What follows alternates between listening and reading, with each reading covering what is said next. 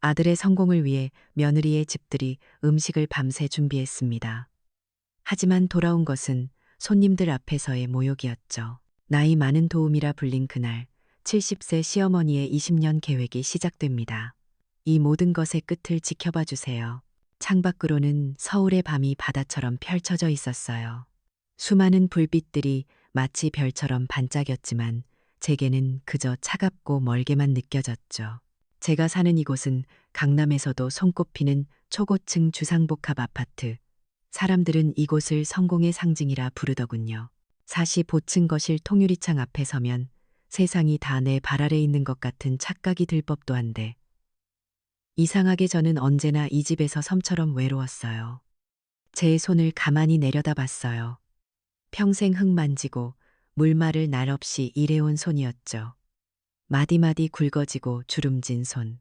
이 손으로 남편과 함께 작은 식당을 일으켰고 이 손으로 하나뿐인 아들 지훈이를 키워냈어요. 그런데 이 집의 반짝이는 대리석 식탁이나 먼지 하나 없이 관리되는 가구들 위해서는 제 손이 꼭 어울리지 않는 헛 물건 같다는 생각이 들곤 했어요. 모든 것이 너무 매끄럽고 차갑고 반짝여서 제 거친 손이 닿으면 흠집이라도 날 것만 같았거든요. 오늘 저녁도 저 혼자 준비하고 있었어요. 보글보글 끓는 된장찌개에서는 구수한 냄새가 올라왔죠. 지훈이가 어릴 때, 아니 남편이 살아있을 때 가장 좋아하던 음식이었어요. 멸치와 다시마로 진하게 국물을 내고 직접 담근 된장을 풀어 끓인 찌개. 그 사람은 늘 이 찌개 하나만 있으면 밥 두 공기는 거뜬하다며 웃곤 했죠. 지훈이도 어릴 땐 엄마 찌개가 세상에서 제일 맛있어 라며 엄지를 치켜 세우곤 했는데 그런 기억들이 아지랑이처럼 피어오르다 차가운 주방 공기에 부딪혀 이내 사라져버렸어요. 그때였어요. 현관 도어락이 해제되는 경쾌한 소리가 들리고 또각거리는 하이힐 소리와 함께 며느리 서연이가 들어왔어요. 서연이는 늘 최신 유행에 맞는 명품 옷과 가방으로 온몸을 감싸고 있었죠. 오늘도 아마 백화점 VVIP 라운지에라도 다녀온 모양이었어요. 제게는 눈길 한번 주지 않고 거실로 향하던 서연이가 주방에서 풍겨 나오는 된장찌개 냄새에 미간을 찌푸리며 코를 막더군요. 아, 정말이지 그 순간의 표정은 잊을 수가 없어요. 마치 아주 역겨운 것을 본 듯한 그런 표정이었죠. 서연이는 제게 다가와 노골적으로 불쾌하다는 듯 말했어요. 어머니, 제발 이런 촌스러운 냄새 좀 집안에 풍기지 말아달라고요. 여기 강남 한복판이에요. 옆집, 아랫집 사람들은 우리가 무슨 조선시대에서 온 줄 알겠어요. 그 말이 어찌나 날카로운 비수 같던지 제 심장이 쿵 하고 내려앉는 것 같았어요. 촌스러운 냄새라니 제 평생의 세월과 남편과의 추억과 아들을 키워낸 사랑이 모두 담긴 냄새인데 서연이는 더 이상 제게 말할 가치도 없다는 듯 소파에 앉아 스마트폰을 꺼내 들었어요. 몇 번 화면을 두드리더니 금세 최고급 스시를 주문하더군요. 여보, 오늘 저녁은 오마카세 스시로 시켰어요. 지훈 씨 좋아하는 걸로. 아직 퇴근도 하지 않은 아들에게 보내는 메시지였겠죠. 그 모습을 물끄러미 바라봤어요. 저 조그만 기계 하나로 세상 모든 것을 해결하는 며느리. 그에 비하면 저는 정말이지 아무것도 할 줄 모르는 구시대 사람이 맞는지도 모르겠어요. 저는 말없이 아직 온기가 남아있는 된장찌개 냄비에 불을 끄고 랩을 씌워 냉장고 안쪽으로 밀어 넣었어요. 마치 제 마음을, 제 존재를 그렇게 구석으로 밀어 넣는 것 같았죠. 밤늦게 아들 지훈이가 들어왔어요. 현관문이 열리는 소리부터 위태로웠죠. 비틀거리는 걸음걸이, 거친 숨소리, 온 집안의 술 냄새가 진동했어요. 서연이가 놀라 달려나갔지만 지훈이는 이미 이성을 잃은 상태였어요. 손에 들고 있던 서류 가방을 거실 바닥에 내팽개치는데 그 소리가 어찌나 크던지 제 심장이 다 철렁했어요. 회사 일이 또 잘 안 풀린 모양이었어요. 지훈이는 건설사 임원이었는데 요즘 경기가 안 좋아 자금난에 시달린다는 이야기는 얼핏 들었거든요. 하지만 오늘의 분노는 그 어느 때보다도 커 보였어요. 그는 넥타이를 거칠게 풀어헤치며 핏발 선 눈으로 저를 노려봤어요. 그러더니 제 가슴에 평생 남을 상처가 될 말들을 쏟아내기 시작했죠. 친구 놈은 장인어른이 강남에 있는 빌딩을 팔아서 100억을 그냥 꽂아줬다더군요. 덕분에 어려운 프로젝트도 다 살려냈다고. 그런데 어머니는 제게 뭘 해줬냐고 소리쳤어요. 평생 아등바등 식당 일만 해서 저를 키운 건 알지만 결국 남들처럼 든든한 배경 하나 못 되어주지 않았냐고요. 자기가 이렇게 힘들고 처절하게 구는 건 다 물려받은 것 하나 없는 제 탓이라고. 평생 저를 짐처럼 느끼며 살아왔다고 울부짖었어요. 세상이 무너지는 것 같았어요. 제 평생을 바쳐 키운 아들이 제 삶 전체를 부정하고 있었으니까요. 제 희생과 사랑이 아들에게는 그저 짐이었을 뿐이라니 저는 아무 말도 할 수 없었어요. 그저 그 자리에 못 박힌 듯 서서 분노로 일그러진 아들의 얼굴을 바라볼 뿐이었죠. 그때 소파에 앉아 있던 서연이가 조용히 일어나 지훈이의 어깨를 감쌌어요. 그리고는 제게는 들릴 듯 말 듯 하지만 분명히 들리도록 속삭였죠. 여보, 당신 말이 다 맞아요. 우리도 이제 우리 앞가림하기 바빠요. 어머니까지 신경 쓸 여유가 어디 있겠어요. 그 말은 마치 아들의 분노에 기름을 붓고 제게는 확인 사살을 하는 것과 같았어요. 아, 이 집에서 나는 정말 완벽한 이방인이구나. 아니, 이방인보다 못한 그저 치워버려야 할 짐 덩어리구나. 더 이상 그 공간에 있을 수가 없었어요. 저는 조용히 돌아서서 제 방으로 들어왔어요. 이 넓은 집에서 제게 허락된 공간은 창고를 개조한 작은 방 하나뿐이었죠. 침대 하나와 낡은 옷장 하나가 전부인 방. 저는 침대 밑에서 오래된 가죽 수첩과 펜을 꺼냈어요. 남편이 살아있을 때 선물해준 이제는 손때가 묻어 반질반질해진 수첩이었죠. 한 장을 넘겨 오늘의 날짜를 적었어요. 그리고 조금 전 아들 내외가 제게 쏟아냈던 말들을 하나하나 담담하게 기록하기 시작했어요. 촌스러운 냄새, 평생의 짐, 신경 쓸 여유가 없다. 글자를 쓰는 제 손은 조금도 떨리지 않았어요. 눈물도 나지 않았죠. 이상하게도 마음은 폭풍이 휩쓸고 간 뒤처럼 고요했어요. 슬픔이나 분노 같은 감정들은 이미 저 밑바닥으로 가라앉아 버린 것 같았어요. 그 위로 차갑고 단단한 무언가가 자리 잡고 있었죠. 그래, 이제 정말 때가 된 모양이다. 20년의 기다림. 이제는 정말 끝내야 할 때가. 수첩을 덮으며 창밖을 내다봤어요. 여전히 아름답지만 차갑기만 한 서울의 야경. 저는 그 불빛들을 향해 조용히 그리고 단단하게 다짐했어요. 내일은 오늘과 다른 아침이 될 거라고. 아주 많이 다른 아침이 될 거라고 말이에요. 지난밤의 폭풍이 지나간 후 집안의 공기는 며칠 동안이나 얼음장처럼 차가웠어요. 아들은 회사 문제로 바쁘다는 핑계로 일찍 나가 자정이 넘어 들어왔고 며느리는 저를 그림자 취급했죠. 그들은 더 이상 제게 화를 내거나 소리를 지르지도 않았어요. 그건 어쩌면 더 무서운 일이었죠. 분노는 아직 식지 않은 감정의 표현이지만 무관심은 존재 자체를 지워버리는 거니까요. 저는 그저 이 집안의 가구처럼 소리도 없고 감정도 없는 존재가 되어가고 있었어요. 그러던 어느 날 저녁이었어요. 서연이가 평소와는 달리 아주 부드러운 목소리로 저를 불렀어요. 거실 소파에 앉아보라며 제게 과일 접시까지 내밀더군요. 그 갑작스러운 친절에 오히려 온몸에 소름이 돋는 것 같았어요. 아니나 다를까 서연이의 입에서는 꿀처럼 달콤하지만 독이 든 말이 흘러나왔죠. 남편의 길을 살려주고 사업에 도움이 될 만한 중요한 분들을 모시고 집들이를 하겠다는 거였어요. 이번 집들이가 우리 지훈 씨 사업에 얼마나 중요한지 아시죠? 어머니, 그동안 고생한 우리 남편. 사람들 앞에서 어깨 한번 펴게 해주고 싶어요. 그러면서 제 손을 잡는데 그 손길이 어찌나 차갑던지 어머니의 손맛이 꼭 필요하다는 말도 덧붙였죠. 효심을 가장한 거절할 수 없는 명령이었어요. 그녀는 마치 백화점 카탈로그를 넘기듯 손님들에게 대접할 요리 목록을 읊기 시작했어요. 궁중 갈비찜, 신선로, 구절판, 오색 대하찜. 하나같이 손이 많이 가고 정성이 필요한 제가 평생을 바쳐 익혀온 음식들이었죠. 제 헌신과 노동력이 그들의 체면을 세우는 도구로 필요해진 순간이었어요. 그날부터 저는 전쟁 같은 시간을 보냈어요. 새벽같이 일어나 시장에 가서 가장 신선하고 좋은 재료들을 골랐어요. 제 평생의 노하우를 이용해 며칠이 걸리는 육수를 고아내고 수십 가지의 고명을 하나하나 정성껏 붙여냈죠. 제 손목이 시큰거리고 허리가 끊어질 듯 아파왔지만 어쩌면 이것이 이 집에서 제 존재 가치를 증명할 마지막 기회일지도 모른다는 생각에 쉴 수가 없었어요. 하지만 서연이는 제 노력을 가만히 지켜보지 않았어요.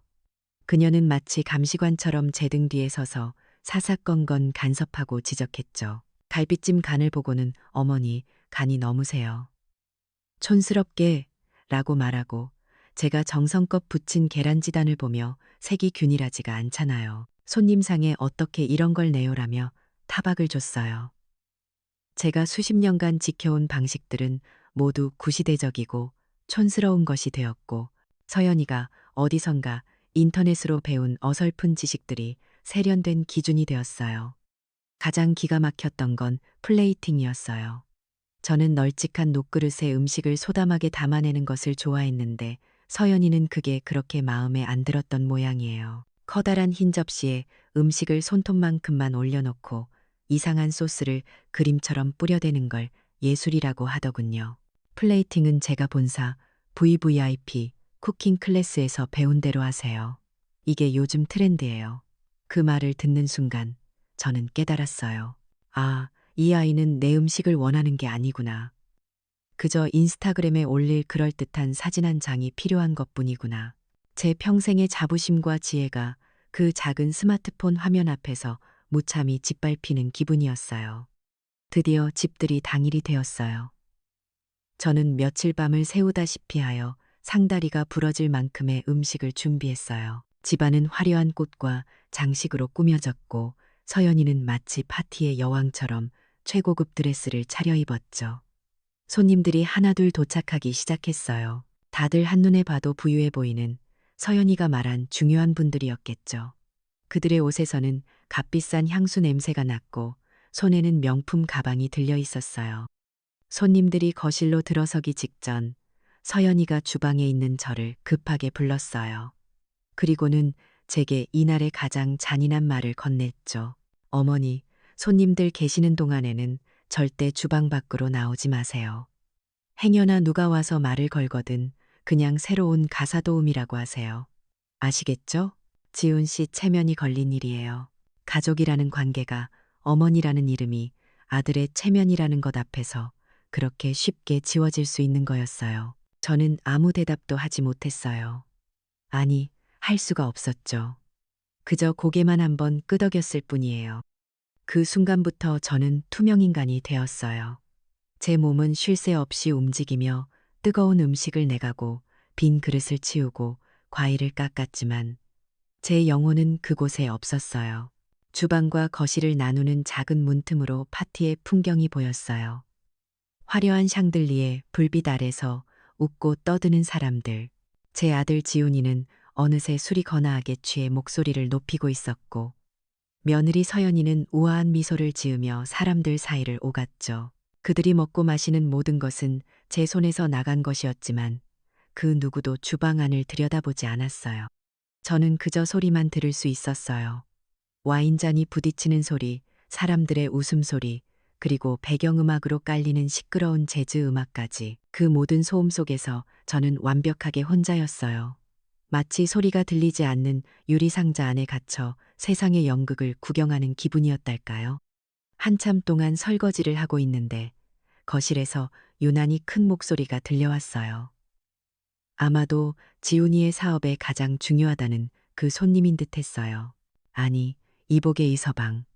음식이 이거 보통이 아니구만. 어느 호텔 셰프를 통째로 빌려온 겐가? 그 말에 모든 사람들의 시선이 서연이에게로 쏠렸겠죠. 저는 저도 모르게 문틈으로 시선을 옮겼어요. 서연이는 아주 예쁘고 교양 있는 미소를 지으며 대답했어요. 그 목소리가 어찌나 맑고 청아하게 들리던지 주방의 물소리도 뚫고 제 귀에 똑똑히 밝혔어요. 어머, 아니에요, 사모님. 그냥 새로 온 도우미 아주머니예요. 나이가 많아서 손이 좀 느리시긴 한데 손맛은 제법 있으시더라고요. 그 말을 듣는 순간 제 머릿속에서 무언가 툭 하고 끊어지는 소리가 났어요. 심장이 쿵하고 바닥으로 떨어지는 것 같지도 않았고 눈물이 쏟아질 것 같지도 않았어요. 그냥 모든 감각이 사라져 버렸어요. 뜨거운 물에 담그고 있던 손의 감각도, 허리를 짓누르던 통증도, 시끄러운 파티의 소음도 세상이 갑자기 흑백 텔레비전처럼 변해버린 것 같았죠. 저는 더 이상 슬프지 않았어요. 화가 나지도 않았고요. 그저 텅 빈 머릿속에서 하나의 생각만이 선명하게 떠올랐어요. 아, 이제 정말 모든 것이 끝났구나. 내가 지키려 했던, 내가 사랑이라 믿었던 모든 것들이 바로 이 순간 완전히 제가 되어 사라져버렸구나. 저는 고무장갑을 낀 손으로 수도꼭지를 잠갔어요. 그리고 텅 빈 눈으로 문틈 너머의 화려하고 위선적인 세상을 가만히 응시했어요. 이제 더 이상 망설일 필요가 없었어요. 그날 저는 제 아들의 집에서 완벽한 투명 인간이 되었고 동시에 제 안의 모든 미련을 지워버렸어요. 집들이의 광란이 지나간 후 며칠, 집안은 마치 장례식장 같았어요. 아들 지훈이는 거의 집에 들어오지 않았고 어쩌다 마주쳐도 유령이라도 본 듯 제 시선을 피했죠. 며느리 서연이는 말이 없었어요. 그녀의 침묵은 얇은 살얼음판 같아서 작은 충격에도 금방이라도 깨져버릴 것만 같았죠. 그 아래에는 시퍼렇고 차가운 분노가 흐르고 있다는 걸 모를 수가 없었어요. 저는 그저 숨죽인 채 다가올 폭풍을 기다릴 뿐이었어요. 그리고 운명의 날이 왔어요. 평소와 다름없는 아침인 줄 알았는데 초인종 소리가 유난히 날카롭게 울렸죠. 서연이가 나가보더니 얼굴이 새하얗게 질려서 뒷걸음질 쳤어요. 법원에서 나온 집행관들이었어요. 그들은 영장을 보여주며 집 안으로 들어와 익숙하고 냉정한 손길로 집안 곳곳에 빨간 딱지를 붙이기 시작했어요. TV, 소파, 서연이가 애지중지하던 그림, 심지어 주방의 냉장고에까지.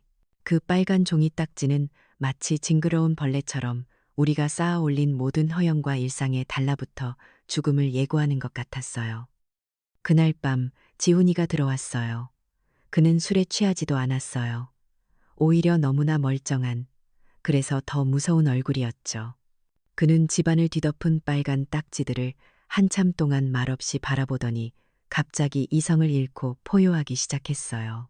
처음에는 장식장을 주먹으로 내리쳤고 유리 파편이 사방으로 튀었어요. 그러고는 제 앞에 와서 무릎을 꿇고 절규했죠. 다 어머니 때문이라고. 어머니의 그 가난하고 재수없는 기운이 우리 집안을 다 망쳐버렸다고. 그가 내뱉는 말 한마디 한마디가 제 심장에 밝히는 것 같았지만 이상하게도 아프지는 않았어요. 저는 그저 텅 빈 눈으로 발악하는 아들의 모습을 내려다볼 뿐이었죠. 그는 제게서 어떤 반응도 찾아볼 수 없자 더욱더 광분했어요.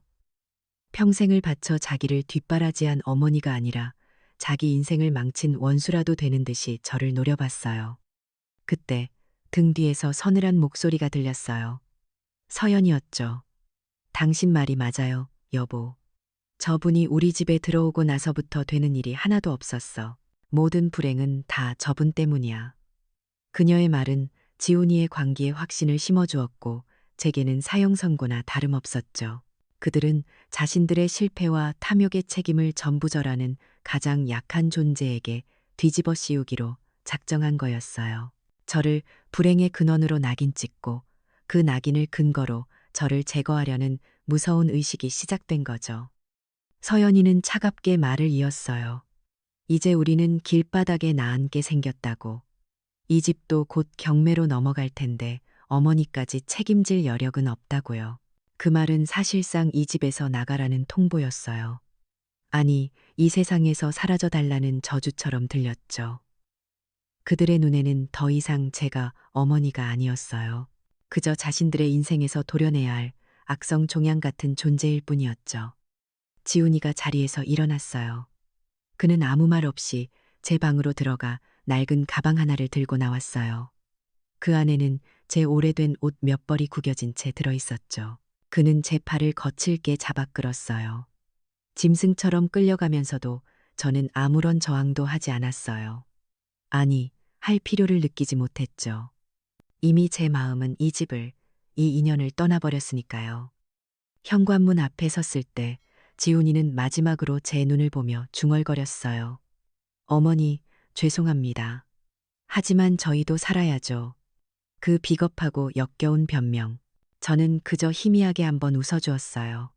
그 웃음의 의미를 그들은 평생 알지 못하겠죠. 철컥하는 소리와 함께 현관문이 닫혔어요. 저는 차가운 아파트 복도에 홀로 남겨졌어요. 문 밖으로 나오자마자 살을 내는 듯한 겨울 바람이 제 뺨을 후려쳤어요. 창밖을 보니 세상은 온통 하얀 눈보라에 휩싸여 있었어요. 마치 제 마음속 풍경처럼 모든 것이 하얗게 지워지고 있었죠. 이웃집 문들은 굳게 닫혀 있었고 그 어떤 소리도 들리지 않았어요. 저는 이 화려한 도시의 섬, 그 꼭대기에서 완벽하게 혼자가 되었어요. 잠시 동안 저는 닫힌 현관문을 가만히 바라봤어요. 제 평생을 바쳤던 아들이, 제 모든 것을 내주었던 세상이 저 문 너머에 있었죠. 하지만 이상하게도 눈물이 나지 않았어요. 절망이나 두려움, 원망 같은 감정들은 이미 저 먼 곳으로 날아가 버린 듯 했어요. 대신 제 안에서는 아주 차갑고 단단한 무언가가 솟아오르고 있었어요. 마치 수천 년 동안 얼어붙어 있던 빙하가 깨어나는 것처럼 제 눈동자에 푸른빛이 번뜩였어요. 그래, 이제 정말 끝이다. 20년의 길고 긴 기다림, 어리석었던 미련, 그 모든 것이 이 눈보라와 함께 끝나는 거다. 이것은 추방이 아니었어요. 이것은 절망의 끝도 아니었죠. 이것은 바로 나의 새로운 시작을 알리는 신호탄이었어요. 저는 천천히 몸을 돌려 눈보라가 몰아치는 세상 속으로 한 걸음, 한 걸음 나아갔어요. 제 등 뒤로 제가 버린 세상이 빠르게 멀어지고 있었어요. 아파트 복도의 차가운 공기는 살을 내는 듯했지만 제 마음은 이상할 정도로 고요했어요. 눈보라는 제 뺨을 때리고 낡은 옷 속으로 파고들었지만 더 이상 춥다고 느껴지지도 않았죠. 20년 동안 제 어깨를 짓누르던 무거운 짐을, 제 발목을 붙잡고 있던 미련이라는 족쇄를 아들 내외가 제 손으로 풀어준 셈이니까요. 저는 더 이상 누군가의 어머니가 아니었어요. 그저 김선자, 저 자신으로 다시 태어나는 순간이었어요. 저는 비틀거리지 않았어요. 오히려 제 평생 이렇게 허리를 꼿꼿이 펴고 걸었던 적이 있었나 싶을 정도였죠. 목적지는 정해져 있었어요. 아파트 단지를 빠져나와 몇 블록을 걸으니 재개발을 앞둔 낡은 상가 건물 앞에 덩그러니 남겨진 공중전화 부스가 보였어요. 요즘 세상에 누가 저런 걸 쓰겠냐마는 저에게는 오늘 이 순간을 위해 꼭 필요한 것이었죠. 삐걱거리는 문을 열고 안으로 들어갔어요. 키키한 냄새와 함께 차가운 공기가 저를 감쌌어요. 품속 깊은 곳에서 제 체온으로 따뜻해진 낡은 가죽 수첩을 꺼냈어요. 수십 년의 세월이 묻어 반질반질해진 표지를 넘겨 가장 마지막 장에 적힌 번호를 찾았죠. 떨리지 않는 손으로 달아빠진 다이얼 버튼을 하나씩 힘주어 눌렀어요. 신호음이 몇 번 울리고 수화기 너머에서 아주 익숙하고 또 그리웠던 목소리가 들려왔어요. 그 순간 제 목소리가 변했어요. 지난 20년간 제 목에 박혀있던 가시 같던 약하고 힘없는 노인의 목소리는 사라졌어요. 그 대신 아주 낮고 차갑고 강철 같은 울림을 가진 목소리가 튀어나왔죠. 제가 말했어요. 김비서, 나요. 수화기 너머에서 잠시 숨을 멈추는 기척이 느껴졌어요. 그리고 이내 20년의 기다림과 충성이 고스란히 묻어나는 떨리는 목소리가 답했죠. 회장님, 그래, 나야. 제가 다시 말했어요. 20년, 참 길었지. 이제 때가 됐소. 플랜 B를 시작하게. 제 말에 김 비서는 그 어떤 질문도 하지 않았어요. 그저 짧고 단호하게 대답할 뿐이었죠. 예, 회장님, 명 받들겠습니다. 전화를 끊고 수화기를 내려놓는 순간 저는 완전히 다른 사람이 되어 있었어요. 공중전화 부스를 나오자마자 거짓말처럼 눈보라를 가르며 검은색 세단 한 대가 제 앞에 미끄러지듯 멈춰섰어요. 제네시스 G90, 그것도 가장 상위 모델이었죠.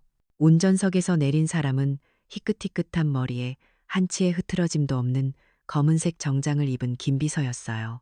그는 20년 전 제 곁을 지키던 충직한 비서, 바로 그 모습 그대로였죠. 그는 곧장 뒷좌석 문으로 다가와 우산도 없이 90도로 허리를 숙였어요. 그 어깨 위로 하얀 눈이 소복이 쌓였지만 그는 미동조차 하지 않았어요.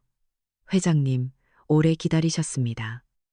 따뜻한 차 안으로 몸을 싣자 세상의 모든 소음과 추위가 단절되는 것 같았어요. 차는 부드럽게 서울의 심장부로 향했죠. 남산 자락에 위치한 신라 호텔이었어요. 차가 로비에 멈추자 호텔의 총지배인과 임원들이 미리 나와 도열한 채 저를 기다리고 있었어요. 그들은 저를 보자마자 일제히 허리를 숙였죠. 20년 동안 단 하루도 빠짐없이 오직 저만을 위해 비워져 있던 로열 스위트룸, 그 펜트하우스로 저는 안내되었어요.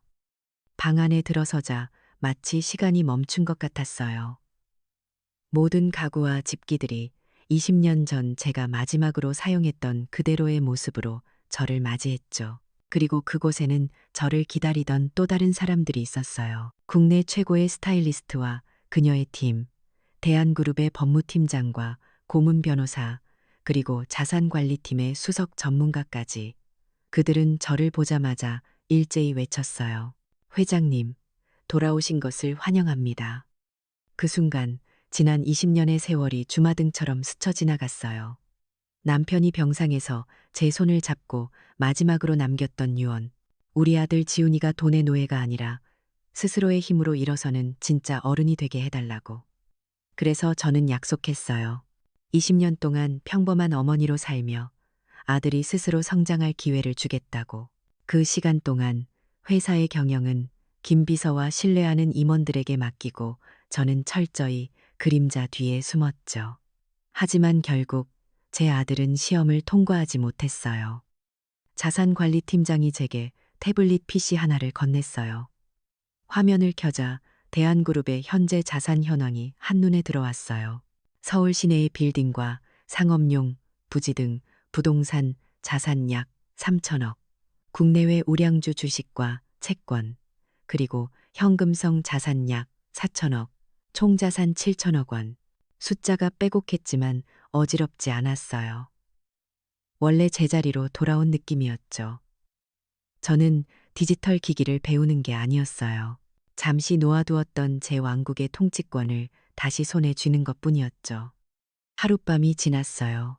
그 하룻밤 사이에 눈보라 속을 헤매던 초라한 노파는 완벽하게 사라졌어요. 다음 날 아침, 거울 앞에 선 사람은 더 이상 제가 알던 김선자가 아니었어요. 몸에 꼭 맞는 우아한 실크 수트, 단정하게 올린 머리, 그리고였지만 기품 있는 화장. 무엇보다도 제 눈빛이 달라져 있었어요. 그 안에는 더 이상 슬픔이나 체념이 없었어요. 오직 차가운 분노와 모든 것을 바로잡겠다는 강철 같은 의지만이 이글거리고 있었죠. 저는 제 앞에 선 팀원들에게 첫 번째 명령을 내렸어요. 법무팀에게는 아들 이지훈의 회사 파산 절차와 개인 자산 현황을 상세히 보고하라고 지시했어요. 그리고 홍보팀장에게는 제 인생의 이 막을 열 가장 중요한 무기를 준비시켰죠. 대한그룹 회장 김선자 20년 만에 공식 복귀, 전 재산 7천억 원, 사회 환원 선언. 이라는 제목의 보도자료. 이것은 단순한 복귀 선언이 아니었어요. 제 아들에게 내리는 가장 잔인하고 가장 우아한 사형 선고였죠. 모든 것은 20년 전 제가 세웠던 최악의 시나리오, 바로 그 플랜 B의 시작이었어요. 제가 내린 결정의 파문이 어떻게 퍼져나갈지 저는 신라 호텔 스위트룸의 거대한 통유리창 앞에 서서 가만히 지켜보고 있었어요. 김 비서가 제게 보고했죠. 보도자료는 정확히 아침 9시를 기해 모든 언론사에 배포되었다고요. 이제 주사위는 던져졌어요. 지난 20년간의 제 삶, 아들의 배신, 그리고 저의 분노와 슬픔. 그 모든 것이 이제 곧 세상에 알려지게 될 터였죠. 저는 그저 제 아들놈이 그 소식을 어떻게 접하게 될지 궁금할 따름이었어요. 한편 그 시각 서울의 어느 후미진 골목에 있는 허름한 여관방이었어요. 햇빛도 제대로 들지 않는 곰팡내 나는 작은 방. 이지훈과 윤서연은 며칠째 그곳에서 컵라면으로 끼니를 때우고 있었죠. 화려했던 강남의 아파트는 이미 그들의 것이 아니었어요. 남은 것이라고는 서로에 대한 원망과 지긋지긋한 가난뿐이었죠. 그들은 아마 낡은 텔레비전 화면을 멍하니 바라보고 있었을 거예요. 세상이 어떻게 돌아가는지, 자신들이 얼마나 비참한 신세가 되었는지 실감하면서요. 바로 그때였을 거예요. 모든 방송 채널에서 긴급 속보가 터져 나왔어요. 앵커의 흥분된 목소리가 여관방의 침묵을 깨뜨렸겠죠. 속보 20년 만에 돌아온 철의 여인, 대한그룹 김선자 회장, 전 재산 7천억 원 사회 환원 선언. 앵커의 멘트와 함께 화면 가득 저의 얼굴이 나타났어요. 며칠 전 그들이 눈보라 속으로 내쫓았던 촌스럽고 무력했던 늙은 어머니가 아니었어요. 우아한 수트를 입고 기품 있는 미소를 지으며 수많은 기자들 앞에서 연설하는 대한그룹의 회장, 김선자. 바로 저의 진짜 모습이었죠. 아마 지훈이와 서연이는 자신들의 눈을 의심했을 거예요. 손에 들고 있던 컵라면을 바닥에 떨어뜨렸을지도 모르죠. 경악, 충격, 불신, 그리고 그 모든 감정을 압도하는 거대한 혼란.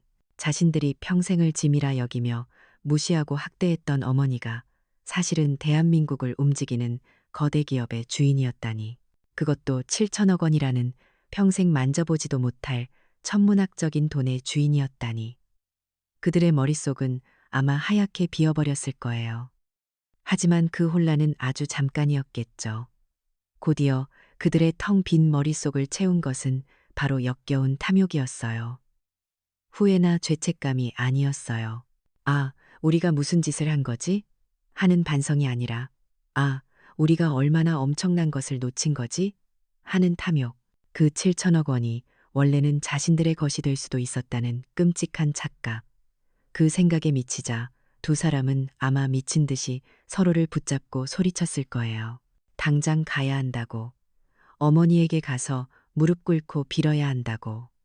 어떻게든 그 돈의 일부라도 되찾아야 한다고. 그들은 미친 사람들처럼 여관방을 뛰쳐나왔어요. 며칠 감지 않아 떡이 진 머리와 구겨진 옷차림 그대로 택시를 잡아타고는 신라호텔로 향했죠. 그들의 머릿속에는 오직 하나의 생각뿐이었을 거예요. 어머니의 모성애에 마지막으로 한번 기대보자.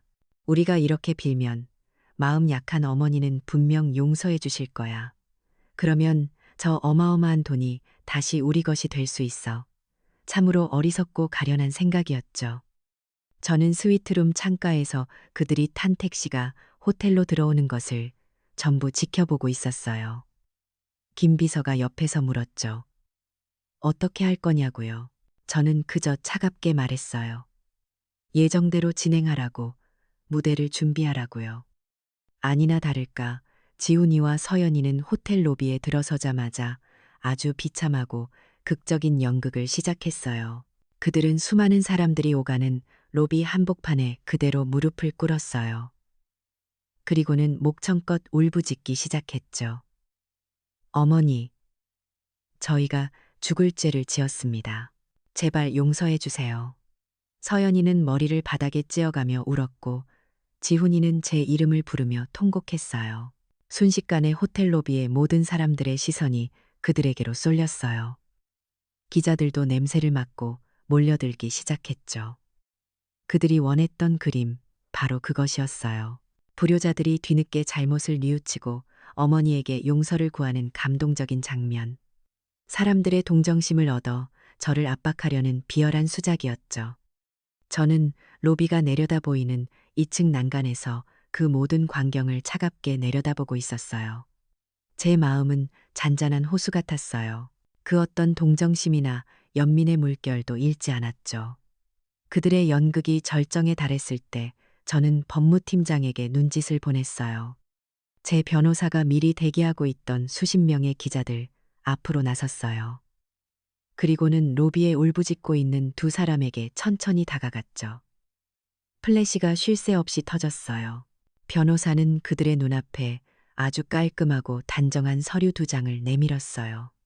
지훈이와 서연이는 울음을 멈추고 멍하니 그 서류를 바라봤겠죠. 첫 번째 서류는 친생자 관계 부존재 확인 소송 소장이었어요. 법적으로 어머니와 아들의 관계를 완전히 끊어버리겠다는 제가 제 아들에게 보내는 사망 선고였죠. 두 번째 서류는 접근 금지 가처분 신청서였어요. 앞으로 반경 100m 이내로 저에게 접근조차 하지 말라는 차가운 명령이었고요. 그들의 얼굴이 하얗게 질려가는 것을 보며 변호사는 기자들을 향해 돌아섰어요. 그리고는 미리 준비한 공식 입장을 아주 또렷하고 힘있는 목소리로 발표하기 시작했. 그 목소리는 로비 전체에 울려 퍼졌고 모든 카메라를 통해 대한민국 전역으로 생중계되고 있었어요. 지금부터 대한그룹 김선자 회장님의 공식 입장을 발표하겠습니다. 김선자 회장님께 아들 이지훈 씨는 20년 전 남편을 잃은 슬픔과 함께 이미 마음속에서 떠나보낸 자식입니다. 변호사의 첫마디의 로비는 술렁이기 시작했어요. 지훈이와 서연이의 얼굴은 이제 하얗다 못해 파랗게 변해 있었죠. 따라서 금일 발표된 김선자 회장님의 전 재산 7천억 원은 고인의 유지를 받들어 설립될 대한장학재단에 전액 기부될 것입니다. 이 재단은 불우한 환경의 학생들을 돕고 소외된 노인들을 지원하는 데 사용될 것입니다. 이 자리를 빌려 명백히 밝힙니다. 아들 이지훈 씨와 그의 아내 윤서연 씨에게는 대한그룹의 재산이 단 1원도 상속되지 않을 것입니다. 그 발표가 끝나자 로비에는 잠시 정적이 흘렀어요. 그리고 곧이어 수십 개의 카메라 플래시가 일제히 터지며 지훈이와 서연이의 망연자실한 얼굴을 비췄어요. 그들의 마지막 희망, 마지막 동아줄이 눈앞에서 완전히 끊어져 버린 순간이었죠. 그들은 더 이상 울부짖지도 연기하지도 못했어요. 그저 넋이 나간 사람처럼 텅 빈 눈으로 허공을 바라볼 뿐이었죠. 이 모든 사건은 순식간에 전국적인 뉴스가 되었어요. 사람들은 배은망덕한 자식들의 최후에 통쾌했고 동시에 자신의 전 재산을 사회에 환원하기로 한 저의 결단에 박수를 보냈어요. 효의 가치가 땅에 떨어진 이 시대에 부모를 공경하고 어른을 존중하는 것이 무엇인지 다시 한번 생각하게 되는 계기가 되었다는 평론도 나왔죠. 저는 하루아침에 단순히 돈 많은 부자를 넘어 이 사회에 경종을 울리는 시대의 어른으로 존경받기 시작했어요. 저는 그저 제 아들에게 내린 심판이었을 뿐인데 세상은 그것을 정의의 실현이라고 불러주더군요. 저는 난간에 서서 경호원들에게 끌려나가는 아들 내외의 비참한 뒷모습을 끝까지 지켜봤어요. 제 20년의 기다림은 바로 이 순간을 위한 것이었어요. 이제 심판은 끝났어요. 그렇게 모든 폭풍이 지나가고 1년이라는 시간이 흘렀어요. 제 삶은 완전히 다른 궤도에 들어섰죠. 저는 더 이상 신라호텔의 스위트룸에 머물지 않아요. 대신 광화문이 한눈에 내려다 보이는 대한장학재단의 이사장실에 제 자리가 마련되었죠. 지난 1년은 눈코 뜰 새 없이 바빴어요. 7천억 원이라는 돈을 허투루 쓰지 않기 위해 남은 인생을 전부 걸었다고 해도 과언이 아닐 거예요. 오늘도 재단에서는 아주 특별한 행사가 열렸어요. 가정 형편이 어려운 학생들에게 장학증서를 수여하는 날이었죠. 단상에 서서 반짝이는 눈으로 저를 바라보는 아이들을 보니 제 마음이 다 벅차오르더군요. 하나이의 이름을 부르며 증서를 건네주었어요. 그 아이들의 손을 잡을 때마다 제 거칠고 늙은 손으로 새로운 희망을 전해주는 것 같아 가슴이 뜨거워졌죠. 행사가 끝나고 한 여학생이 제게 다가와 작은 카네이션 한 송이를 가슴에 달아주었어요. 수줍은 얼굴로 제게 그러더군요. 회장님 덕분에 포기했던 의사의 꿈을 다시 꿀 수 있게 되었어요. 정말 감사합니다, 어머니. 그 어머니라는 한마디에 제 눈시울이 붉어졌어요. 저는 피로 낳은 자식은 잃었지만 마음으로 낳은 수많은 아들, 딸을 얻게 된 셈이었죠. 저는 그 아이를 가만히 안아주었어요. 등 뒤로 쏟아지는 따스한 햇살이 마치 먼저 떠난 남편이 잘했다며 저를 다독여주는 것만 같았어요. 제가 만든 재단은 단순히 장학 사업만 하는 곳은 아니었어요. 제게는 또 하나의 중요한 꿈이 있었거든요. 바로 저처럼 자식들에게 버림받고 홀로 외롭게 살아가는 어르신들을 돕는 일이었죠. 그래서 재단 건물 한쪽에는 아주 크고 현대적인 주방을 만들었어요. 그리고 그곳에서 매일 수백 명의 독거노인들에게 배달될 따뜻한 도시락을 만들기 시작했죠. 참 아이러니하죠. 며느리에게 촌스럽다고 구박받던 제 된장찌개 끓이는 솜씨가 구시대적이라고 무시당했던 제 손맛이 이제는 수많은 어르신들의 허기진 배와 외로운 마음을 채워주는 가장 큰 위로가 되고 있었으니까요. 저는 종종 앞치마를 두르고 직접 주방에 들어가 음식을 만들었어요. 젊은 자원봉사자들에게 제 평생의 비법을 알려주기도 했죠. 그들은 제 음식을 맛보고는 다들 세상에서 가장 맛있는 음식이라며 엄지를 치켜 세워주었어요. 저는 그제야 깨달았어요. 제 과거와 현재가 전통의 가치와 새로운 나눔이 이렇게 하나가 될 수 있다는 것을요. 저는 더 이상 복수를 꿈꾸지 않았어요. 제 삶 자체가 제가 만들어가는 이 새로운 세상이 바로 가장 완벽한 승리였으니까요. 가끔, 아주 가끔 궁금해질 때가 있어요. 그 아이들은 어떻게 살고 있을까? 김비서를 통해 그들의 소식을 전혀 듣지 못하는 건 아니었어요. 저는 그들의 삶에 더 이상 관여하지 않겠다고 선언했지만 그들이 어디서 무엇을 하는지 정도는 알아야 했으니까요. 제 마지막 책임을 다하기 위해서요. 그들은 지금 서울역 뒤편 동자동의 가장 어둡고 습한 쪽방촌에 살고 있다고 해요. 한 사람이 겨우 누울 수 있는 작은 방, 그곳에는 화려했던 강남 아파트의 흔적은 어디에도 없겠죠. 지훈이는 일용직 노동자로 건설 현장을 전전하고 있고 서연이는 근처 식당에서 허드레시를 하며 근근히 살아간다고 들었어요. 두 사람은 매일같이 서로를 원망하며 싸운다고 해요. 내 탓이다, 당신 때문이야 하면서요. 그날도 그랬을 거예요. 하루 종일 고된 노동에 시달리다 쪽방으로 돌아온 두 사람. 그들의 저녁 식사는 아마 차갑게 식은 밥 한 덩이가 전부였겠죠. 방 한 구석에 놓인 낡고 작은 텔레비전에서는 마침 저희 재단의 활동을 소개하는 뉴스가 나오고 있었어요. 화면 속에서 환하게 웃고 있는 제 모습, 그리고 시대의 어른, 진정한 노블레스 오블리주라며 저를 칭송하는 앵커의 목소리. 그 모습을 보며 서연이가 땅을 치며 울부짖었다고 해요. 저 돈이, 저 명예가 전부 다 우리 것이 될 수도 있었는데 하면서요. 지훈이는 아무 말 없이 그저 멍하니 화면만 바라보고 있었다더군요. 그들의 후회는 늙은 어머니를 버린 불효에 대한 반성이 아니었어요. 눈앞에서 놓쳐버린 7천억 원이라는 어마어마한 돈에 대한 저열하고 비참한 아쉬움일 뿐이었죠. 그들은 마지막까지 변하지 않았어요. 그리고 아마 평생 변하지 않겠죠. 그것이 바로 제가 그들에게 내린 가장 무서운 형벌이었어요. 영원히 자신의 그릇된 탐욕 속에 갇혀 살아가는 것. 재단 건물 밖으로 나왔어요. 어느덧 해가 저물고 광화문 광장 너머로 아름다운 노을이 지고 있었죠. 제 가슴에는 아까 그 학생이 달아준 카네이션 한 송이가 곱게 피어 있었어요. 저는 진정한 행복과 평온이 무엇인지 이제야 알 것 같아요. 그것은 복수의 통쾌함 속에 있는 것이 아니었어요. 용서와 화해 속에 있는 것도 아니었죠. 진정한 행복은 파괴가 아니라 새로운 것을 건설하는 데 있었어요. 미움과 원망으로 가득 찼던 제 마음의 폐허 위에 사랑과 나눔이라는 새로운 집을 짓는 것, 그것이 바로 제가 찾은 삶의 이유였어요. 저는 이제 더 이상 외롭지 않아요.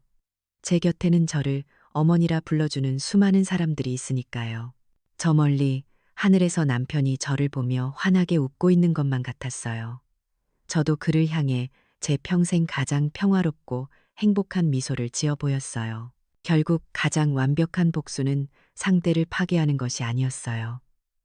대신 그들이 닿을 수 없는 곳에서 더 나은 세상을 만드는 것이었죠. 가족이란 피가 아닌 존중으로 완성되는 것이고 진정한 사랑은 때로 가장 차가운 결단이기도 하니까요.